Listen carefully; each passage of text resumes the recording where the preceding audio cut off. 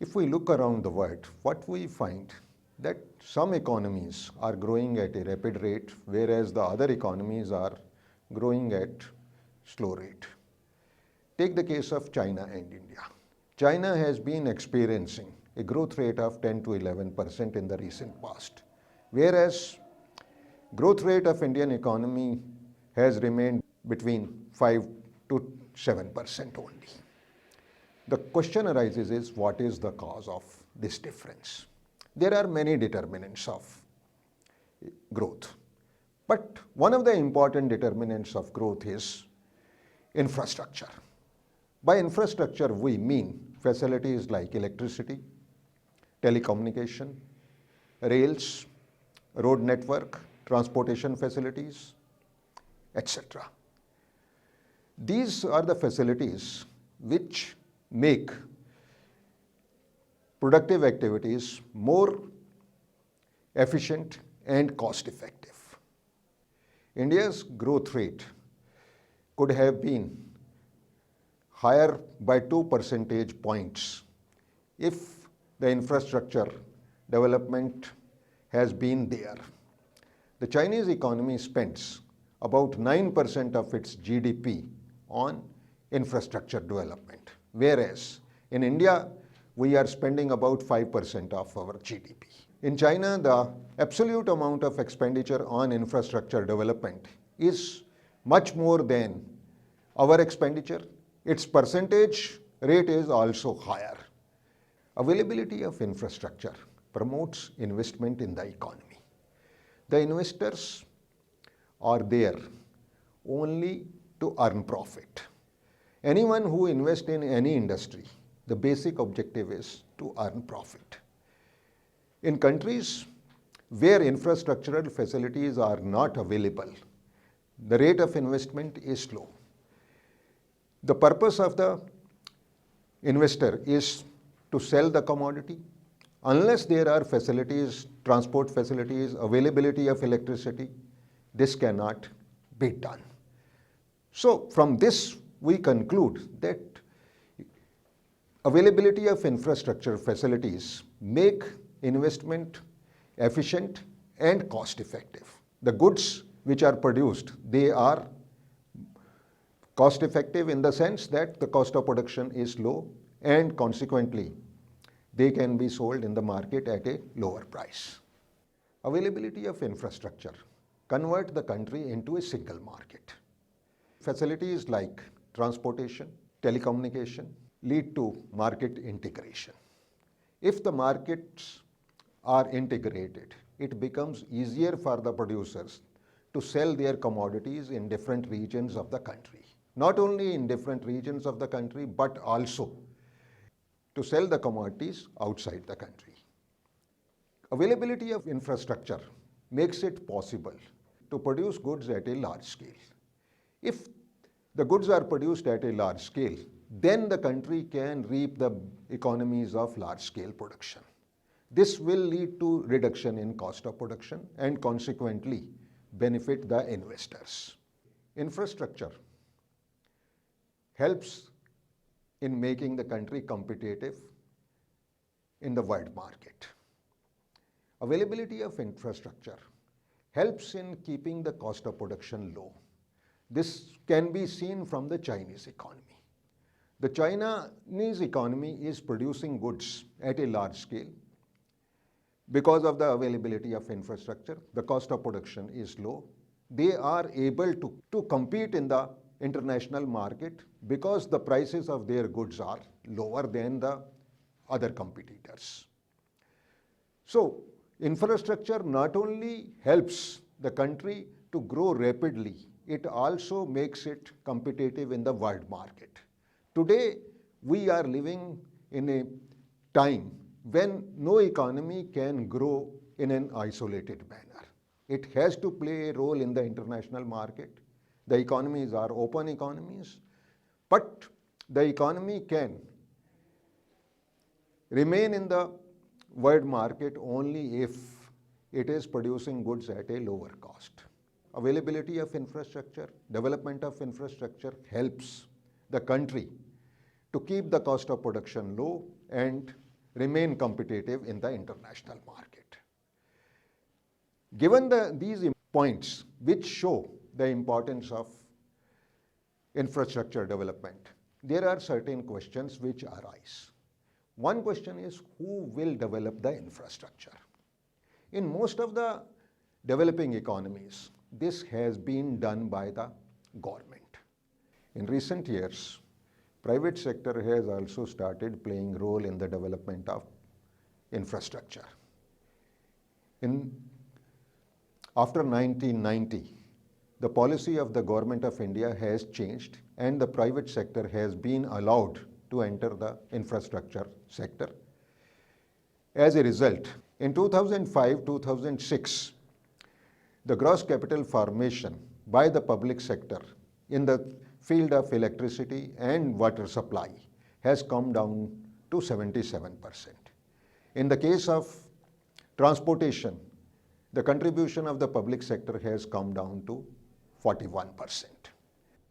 From this, we can conclude that the private sector is also playing some role in the development of infrastructure, although the contribution is not very significant. But in future, it is expected the contribution of the private sector will increase. The second point that we would like to stress is that any plan for infrastructure development should aim at balanced development of infrastructure. What do we mean by balanced development? Balanced development means all the infrastructural facilities should be developed. It should not be like this that only electricity generation is important. With electricity generation, water supply, sanitation, telecommunication facilities, transport facilities are also important. Only if all these facilities are available, industrial development will take place and rate of economic growth will increase. Secondly, in a country like India, there is a need for balanced regional development. The infrastructure should be developed in all regions. Take our case. There are many states and parts of states where electricity is not available. As a result, these states are not growing as fast as other states where infrastructural facilities are available. So, what is required is that infrastructure should be developed in a balanced manner in different regions so that all regions are able to benefit from the development of infrastructure and growth of the economy. The other question relating to infrastructure development is, should infrastructure development be supply-led or demand-led? That infrastructure should be developed before the development of other industries, or first we should develop the industries and then develop the infrastructure. This depends upon what we call as the availability of funds for development.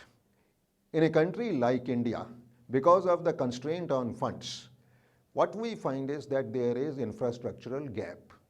In our country, by force, it has been demand-led development. But what we find in the case of China, we find that it has been supply-led development. This is the reason why in China there has been large amount of foreign direct investment. The infrastructural facilities are already available and the foreign investors have found that they can pursue their activities in an efficient and cost-effective manner. Another question relating to infrastructure development is the choice of technology. The life of the infrastructure is long. So while deciding about development of infrastructure, one has to see which technology is to be used. The main reason for choice of technology is this, that we have to see to it that the technology is such that it is cost effective.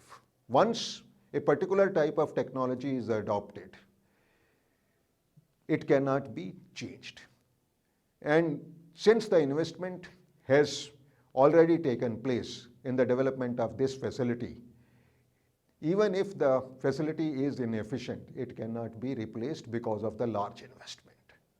So, while planning for infrastructure development, the country should see to it that the best technologies are utilized for development of infrastructure and best technologies are introduced in the infrastructure sector. Finally, there is a question relating to governance of infrastructure. Regarding governance of infrastructure, we come to the question that in recent times, what we see is that the private sector is also participating. In many cases, the private sector is allowed to build, operate, and transfer the facilities. In other cases, we have public-private partnership. But our experience is such that there has been delay in the completion of the project. So what is required is that the project should be properly governed. There should be a mechanism of governance such that the projects are completed in time. And if there is a dispute between the government and the private sector, there should be a mechanism for resolving the dispute at the earliest, so that the economy does not suffer due to lack of infrastructure. We have been talking about infrastructure development and its importance and how it is funded. From this discussion, we come to the conclusion that infrastructure development helps the economy to become more competitive internationally and cost effective. Infrastructure development lead to market integration also, and which helps the economy to grow at a faster rate. The other question that should be kept in mind while implementing infrastructure development, the governance and the availability of resources for infrastructural development. In recent years, some international organizations have also started providing resources for infrastructural development. And as a result, poor countries can get some resources from international organizations. Some multinational companies are also coming forward to develop the infrastructure, particularly in the field of transportation, in the field of electricity generation, and construction of roads. This development is going to help the countries to promote infrastructural development and improve the growth rate of the economy.